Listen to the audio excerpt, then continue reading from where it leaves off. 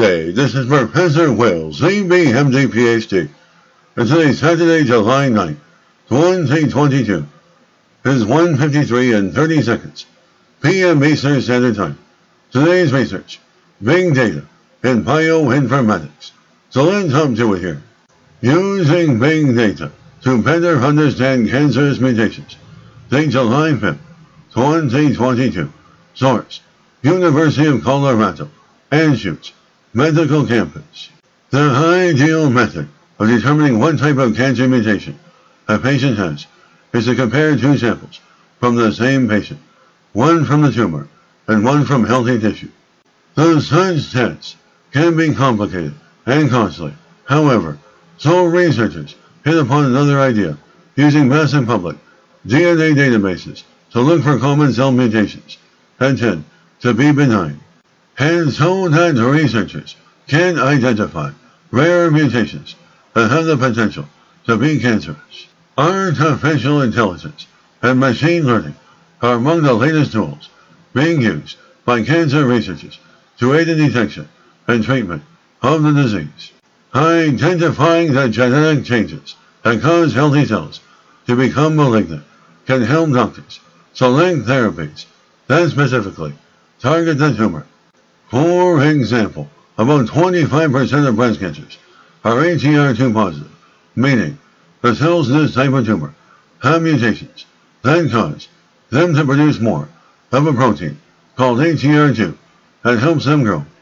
The treatments that specifically target HER2 have dramatically increased survival rates for this type of breast cancer. The scientists can evaluate cell DNA to identify mutations, but the challenge is that the human genome is massive, and mutations are a normal part of evolution. The human genome is long enough to fill a 1.2 million page book, and any two people can have about 3 million genetic differences. By finding one cancer-driving mutation in a tumor is like finding a needle in a stack of needles.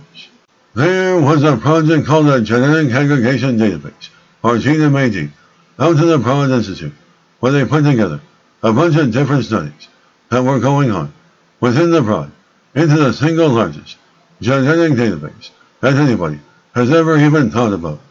It was 65,000 individuals at first, and now it is around 500 million individuals.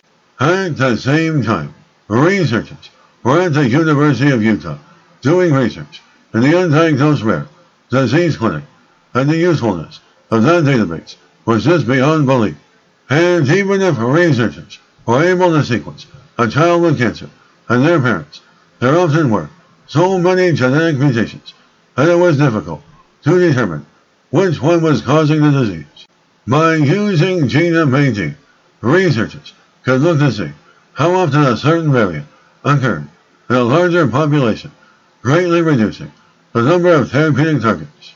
Inspired by that experience, researchers began looking at other ways to use big data to identify potentially cancerous mutations. Knowing the detection of complex DNA mutations, called structural variants, frequently can result in false negatives, researchers and colleagues developed a process that focuses on verification instead of detection. And this method searches through raw data from thousands of DNA samples for any evidence supporting a specific structural variant. Researchers scanned the structural variants identified in prior cancer studies and found that thousands of structural variants previously associated with cancers also appear in normal healthy samples. And this indicates that these variants are more likely to be benign, inherited sequences rather than disease-causing ones. The team also found that this method performed just as well as a traditional strategy that requires both tumor and healthy samples, opening the door to reducing the cost and increasing the accessibility of high-quality cancer mutation analysis. With all the data that exists for cancer, researchers were able to show that this method is really powerful for identifying not necessarily the driving mutation in cancer, but what variants are unique to the tumor versus the rest of your body. That way, tumor treatment can become super personalized. Researchers say, if you have this mutation, use this drug. If you don't have this mutation, don't use that drug. The research laboratory has now deployed a website where doctors can enter information on structural variants found in a patient tumor to see how common and potentially dangerous they are. The researchers are also looking to build a larger cancer-focused data set to help better understand how and where tumors are formed. The research work so far has been able to take a structural variant and look to see how frequent it is in a healthy population. But what if we make indexes that allow you to search our populations? Let's say you take a sample of a tumor in the lung and you find structural variants. Now you can search those against prostate cancer and breast cancer and all other cancers, and it might help you identify what is the origin of the tumor. Has it metastasized, or did it originate in the lung?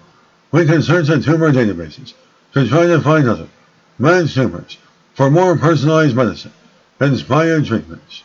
Good day, this is Professor Will, CBMD PhD, Professor of Microbiology, Bioinformatics, and Pathophysiology.